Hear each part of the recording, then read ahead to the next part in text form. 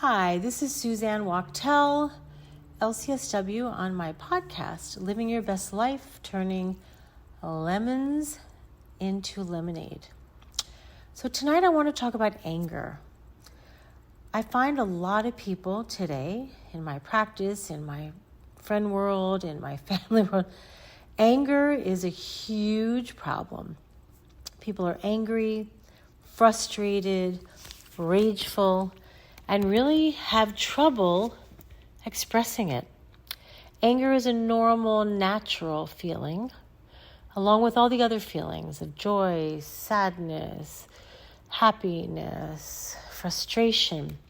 But let's get back to anger. Anger is a primitive feeling that we're born with. We're angry that we're not fed, we cry. We're angry that things don't go our way, we take a fit. Tantrums, right? So even as little children, babies, we experience anger. And as we go into adulthood, we need to learn how to handle anger in a healthy way. Because if we don't, the anger, the rage, the frustration will literally go inward if we don't learn how to express it, have the tools to handle it, breathe it out, then we will act out. Sometimes holding in the feelings can actually turn into illness and sickness and headaches and stomach aches and all sorts of physical ailments. So today, just to start you out on anger and rage, I want to talk about a little bit of rage work. So just today I was talking to a patient of mine who was getting angry a lot, and she was triggered and frustrated, and instead of being able to breathe, take a walk, remove herself, have the tools to distract herself and get the anger out in healthy ways, she was verbally letting loose on her family, on her friends, on her children, and it was creating chaos and a very toxic environment. So sometimes, yes, people need to go consult with a doctor and find out if there's something wrong and that your frustration level is too low or that you're not able to handle challenges or your angry feelings. And sometimes, yes, we do need medication, but often there are so many other ways to handle it. Breath work. To me, breath work is fabulous. Breathing, when you take in oxygen through your nose, let it go into your body. The oxygen literally calms the brain down. And if you can remove yourself when you're feeling yourself being triggered, you can take the time to do some breath work. 4 breaths, 5 breaths can help you to calm down and regulate. Leaving the toxic situation, walking outside, going to the bathroom, closing the door, doing a silent scream, making fists quietly in the other room, you have to release the angry feelings. If you don't, they go inward and they create havoc in your system. So we all get angry. We all have situations, and we all need to understand some of us get more angry than others. Some of us are situationally in very difficult situations. We're around people, bosses, family, friends that infuriate us. We're in financial situations, we're in emotional situations, we're in relationship situations, we're dealing with children that are giving us a hard time, we're having financial hardship, we're having physical ailments. We all have excuses and reasons, legitimate reasons, to be angry and frustrated and at times rageful.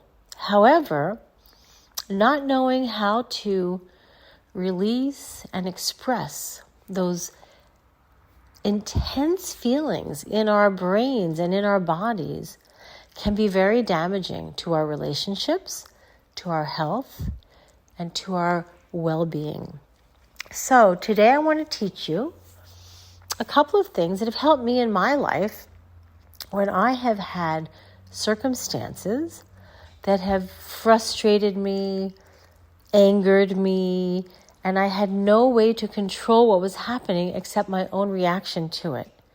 So the big line here is your reaction to what's happening is the key to dealing with your frustration, your anger, and your pain. And underneath all anger is pain. So if you're very angry, super angry, even rageful, that is a determination, if we trace it back, to the amount of pain that you're in. And pain has to be released. If it's not released, it goes inward and it creates negative feelings, depression, anger, bad relationships. So we need to work on that. So when I was going through my therapy, I had a lot of anger, I had a lot of frustration, and I never was allowed to express myself as a child, as a young adult. So I had to hold it in and I had to be perfect. And that didn't always work. It created headaches, stomach aches, and a lot of physical trauma for me. And when I went into therapy, I learned how to do rage work. It may sound very dramatic to you, but rage work is not so dramatic. It's actually pretty liberating. I learned that if I was mad at someone, rather than speak it out, yell it out, or hold it in, I needed to release it. So releasing it could be 3 ways. I could sit down and write out my feelings, write them out on maybe legal pads, write it out, everything I'd want to say to the situation, to the person, to whatever was going on in my life. And it felt wonderful, like a release.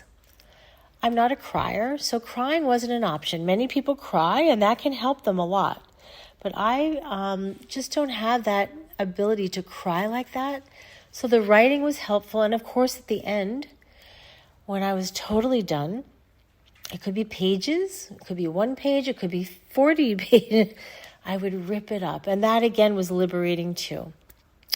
The second thing I did was I learned that when I had the opportunity, I could take whatever was happening and I could remove myself from the situation in the house, in the place, and go in my car.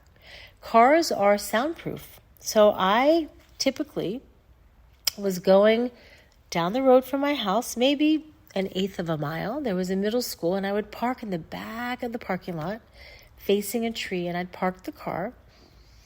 And I would imagine whoever was pissing me off or whatever situation was creating me pain, I would look at them in my mind through the windshield and scream and let loose and say horrible things, wicked things, cursing, screaming, at times even crying, ugly crying, until it was over. And the wonderful thing about that was that no one could hear me. It's soundproof. I did not have to regret saying anything, and I didn't hurt anyone in the process. So I might scream wicked things that you can't even imagine. I hate you. I don't want it. Whatever it was, I could let go, screaming loud, hitting the steering wheel, and letting it out. What a wonderful feeling of just letting go and not having to suppress these difficult, rageful feelings. That's my favorite way.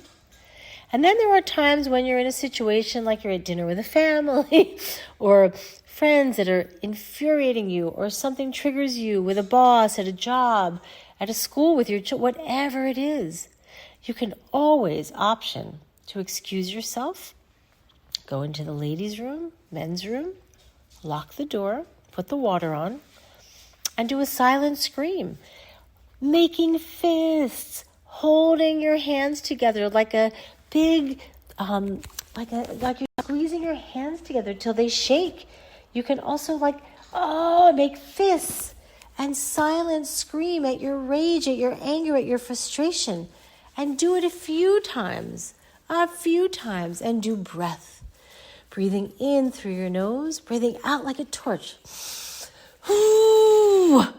But if you're trying to be discreet, that is always a good option.